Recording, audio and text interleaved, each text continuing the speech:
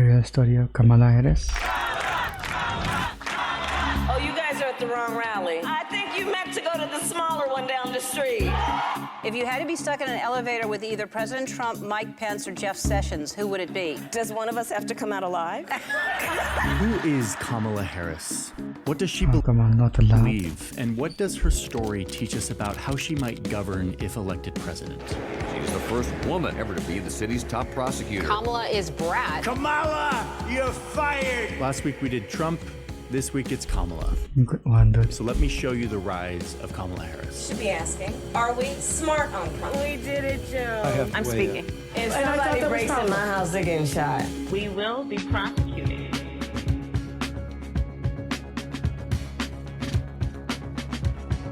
My mother had another lesson she used to teach. Never let anyone tell you who you are. You showed them who you are.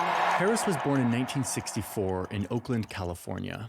Her father had come to California from Jamaica to get his PhD in economics. Her mother immigrated to the US from southern India, landing in Berkeley, California for the same reason I as didn't know that. her father, Indian. education.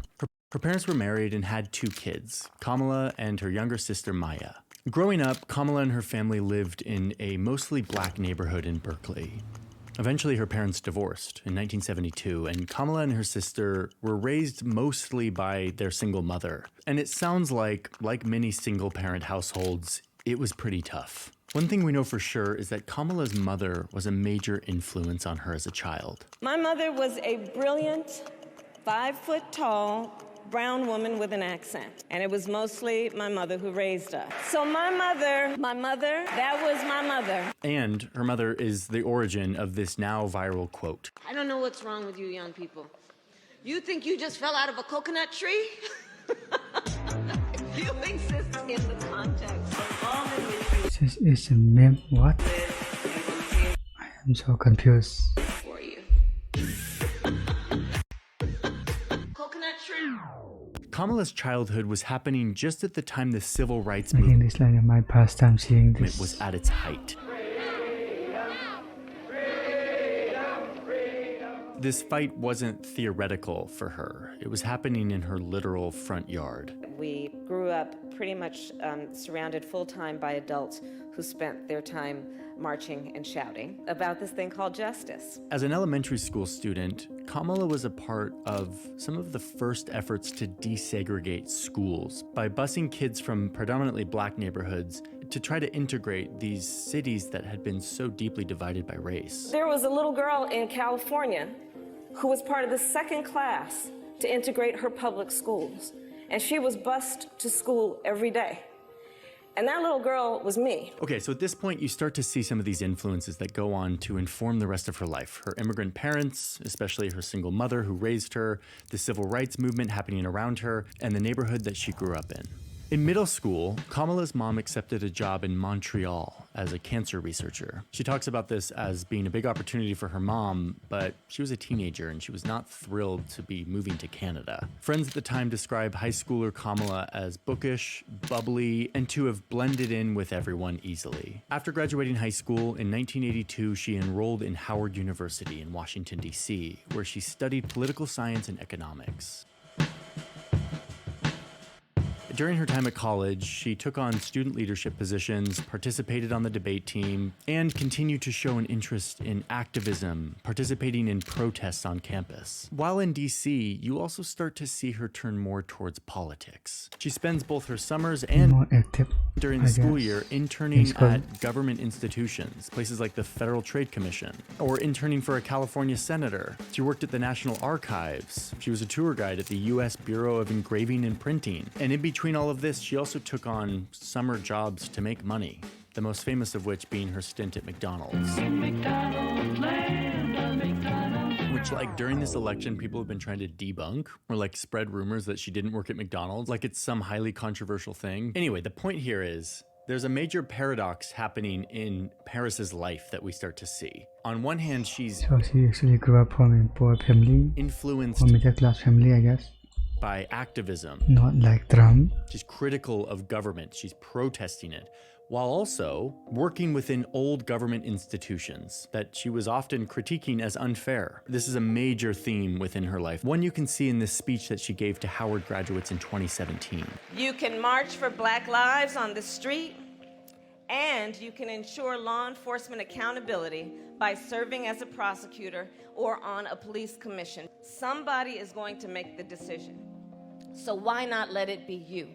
Okay, so it's the mid-'80s, and Harris returns to California for law school. This is where we start to see more influences. Like one summer, she was an intern at the Alameda County District Attorney's Office, and she gets her first real taste for how powerful a role as a public prosecutor can be. I was working on a case, and I realized that among those arrested was an innocent bystander. But it was late on a Friday afternoon. The case would not get called until Monday. I pleaded for the judge to come back. I would not leave until the judge finally gave in. And when that happened, with the swipe of a pen, this woman got to go home to her children. That woman taught me that when you see something in front of you that's wrong, you can just go ahead and do what you know is right. Okay, so we're now getting to the point that got me really curious about Harris. We have this list of initial influences that have informed her life, but now we get to the more visible part. What she did when she was in the public eye, during her career, her decisions, her words.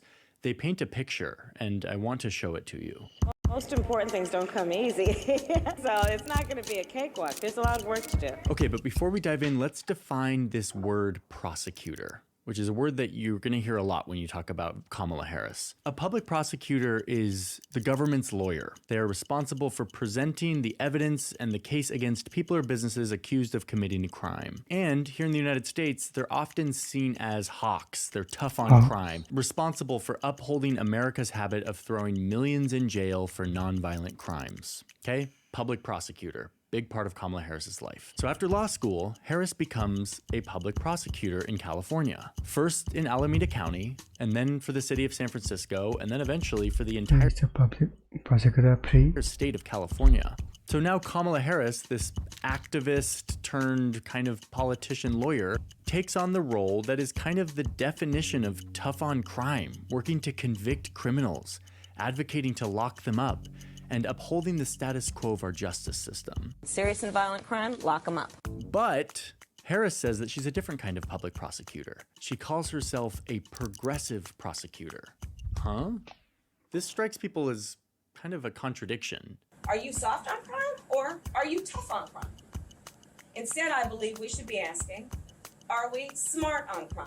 Again, here in the United States, progressives tend to advocate for reform to our justice system. They say that the system is too harsh, locking up way too many people who are disproportionately brown and black men, often for non-violent crimes, and for far too long. That's one of many critiques. And as I mentioned, prosecutors are kind of seen as the ones doing the locking up. So to get through this next section, let's put both of these words on a scale. And as we look at her career, let's assess what she's done that represents the progressive side of the scale, and what of her actions represent more of the traditional prosecutor side. I'm going to go through the progressive side first, but then I will get to the prosecutor side. So don't forget that that's coming. Early intervention leaves room in our prisons for the violent criminals who should be there. First up, Harris says that being a progressive prosecutor means holding serious criminals to account while focusing on preventing crime in the first place. She focuses on stopping the crime before it happens. And to do this, throughout her career, she focuses a lot on data.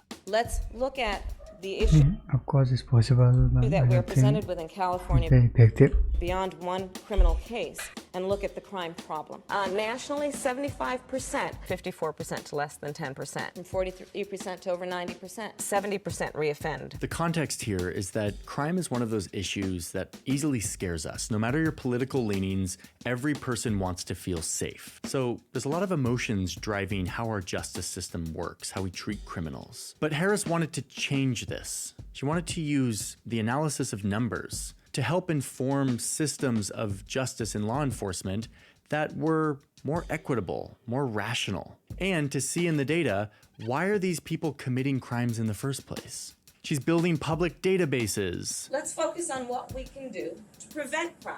before it occurs. Publishing statistics on crimes. Elementary school students missing 60, 70, 80 days of a 180-day school year. Arrest data. I was told prosecutors don't need to focus on recidivism. I was told prosecutors should not focus on the needs of children. A public database for police practices. Did an analysis of who our homicide victims were. 94% of them were high school dropouts. Perhaps untraditional for me to ask the question, but I did. I got the answer. Oh, and she took this like 필사 education. data-driven prevention effort pretty far, and it got kind of controversial when she came out and said that the state should be prosecuting parents with a crime if their kids miss too much school.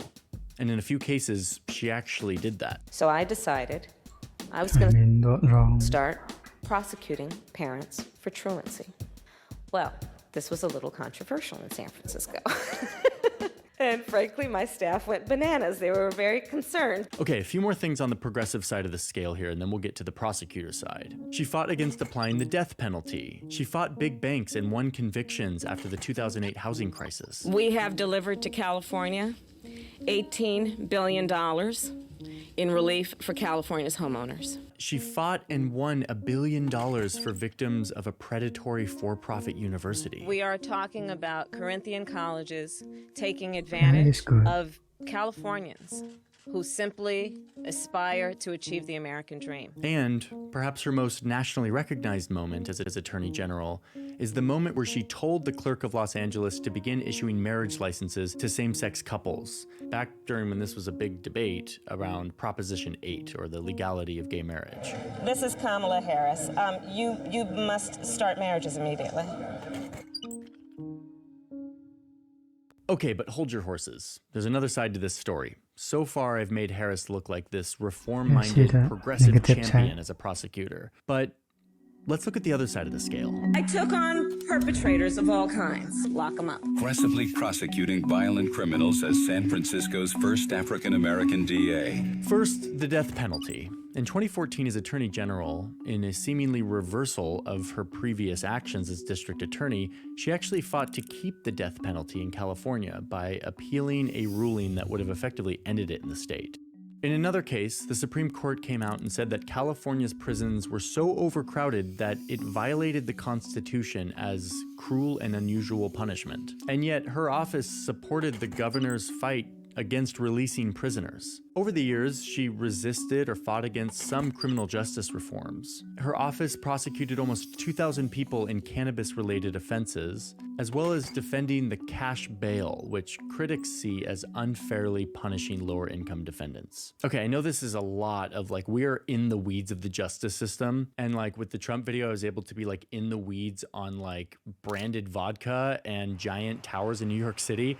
But Kamala's story is actually this. It's like she has been in the weeds on criminal justice policy, and her critics and her fans debate as to how progressive or hawkish she was in the system. And so that is how we are evaluating her here. I know it's not as fun as watching Donald Trump like be in The Apprentice, but this is her career. She's California's most innovative district attorney. After going through all of these critiques, you can see why some liberals call BS on her whole idea of being a progressive prosecutor, saying that her career was actually built off of maintaining a tough-on-crime policy while sprinkling in some progressive reforms. No matter how you judge all of this, what's clear is that Harris continues to mind that balance that she has her whole life, where she's clearly has earnest progressive values and ideals, but she also is pragmatic and works within the system that she believes is where she can make change, which means upholding the status quo. But what this looks like, especially now that she's under the microscope of the entire world, no one really knows where she stands, because there's seemingly contradictory or inconsistent behavior here. I'll share my read on that in just a sec, but first,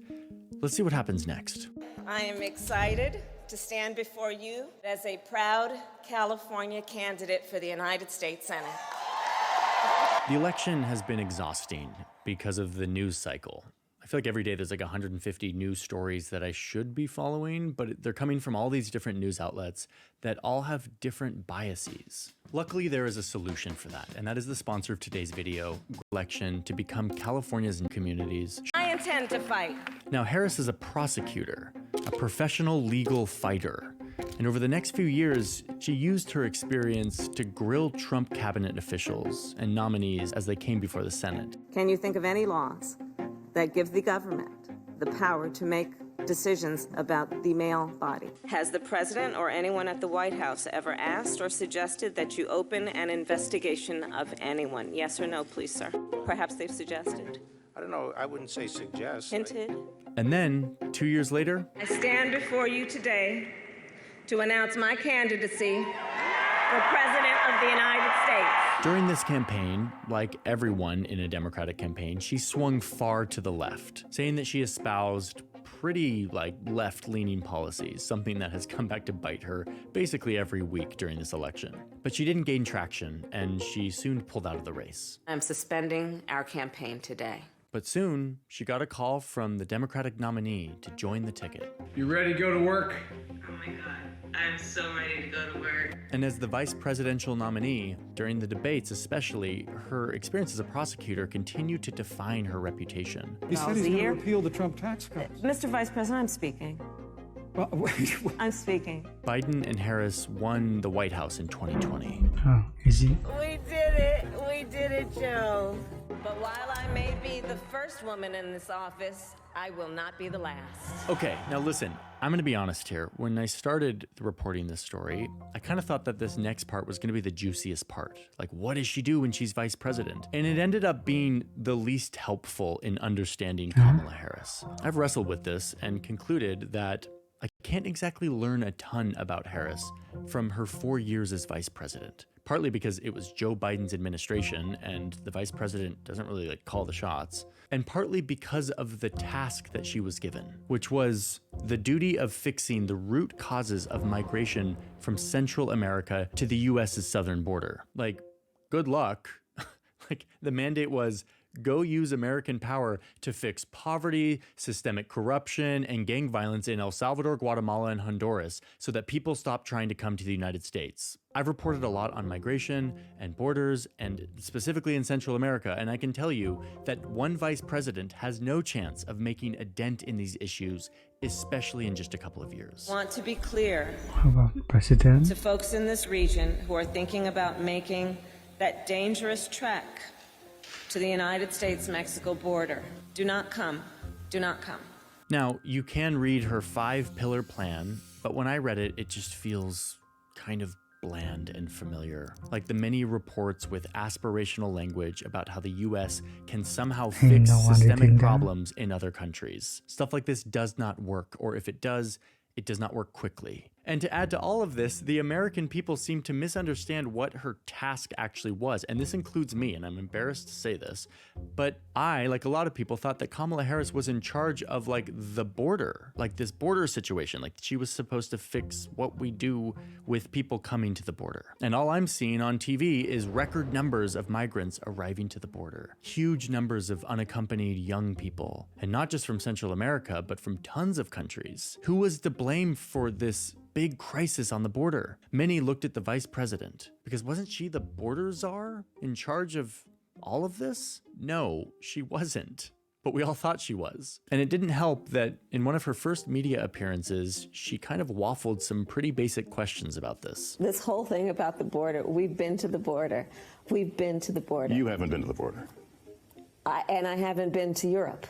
Now, to be fair and generous here, I should say that when you look at the most recent data, migration to the US border has gone down quite a bit, especially if you look at people coming from the 3 countries that Kamala Harris was tasked with fixing. And if I were Kamala Harris, I would be touting this, shouting it from the rooftops as a huge success of her big role. And while I think her initiatives of meeting with the leaders and trying to get more business to Central America to make jobs and fix these root problems were earnest and well-intentioned, I just truly don't think that it's reasonable for us to evaluate her based on any of these metrics. A vice president has no chance of fixing these deeply rooted systemic issues in other countries in just a few years. Okay, I've made that point. Let's move on. Look, I'm not a young guy. With the COVID, Joe Biden is extraordinarily strong. Bad debate nights happen, trust me, I know. President Biden has decided to step out of the race for the White House. He is offering his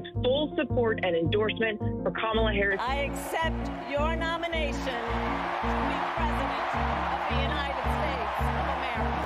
So, here we are, kind of in modern day. We all know what happens next. Vice President Kamala Harris gets thrust into becoming the presidential nominee for the Democratic Party, as Joe Biden comes to grips with the fact that his age and declining mental acuity was a guarantee that he would lose and Donald Trump would be our next president. I really don't know what he said at the end of that sentence. I don't think he knows what he said either. So Harris is now in the spotlight, and voters are wondering how she will be as a president. What does her past, both personal and professional, tell us about how she'll govern? And the answer to that is pretty unclear, partly because over the course of her career, Harris has shifted and morphed her views based on the system and the situation that she's in. That's what we've seen as we've talked about it here briefly. She doesn't have a record that shows some absolute ideological consistency, which has been perhaps her #1 critique, that Kamala's record simply just jumping around. is not consistent. And yet her character seems to be consistent. Her lived experience is as well. So after doing this research on her life, I do believe her when she says, My values have not changed. and this election is weird. They're getting weirder every time, but this one's super weird. She's running against a showman, a professional marketer, businessman caricature who campaigns on his non-political achievements, his personality, not his policy proposals. Kamala Harris was born to immigrant parents who came to the United States looking for education and opportunity. And through hard work and endurance, she pushed her way up through the ranks to where she is today, all without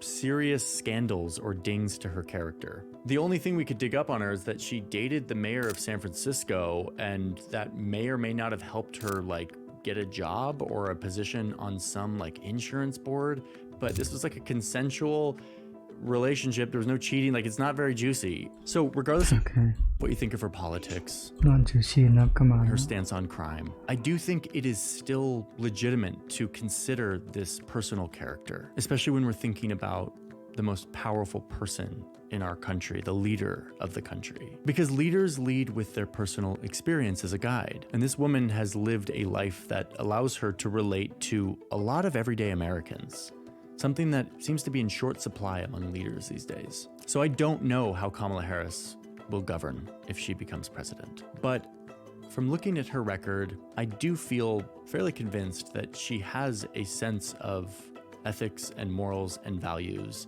And I think that is important to consider. So if you are of voting age and you're an American, let me tell you one thing for It's just propaganda. you are likely to not vote. In this country, only half of the people between 18 and 29 who are eligible to vote actually turn up. So our democracy is totally distorted because not everyone's voice is counted. I'll put a link here where you can go register and find your place to vote. And with that, thanks for watching, and I'll see you in the next one. Hey folks, it. for those still here, I guess I would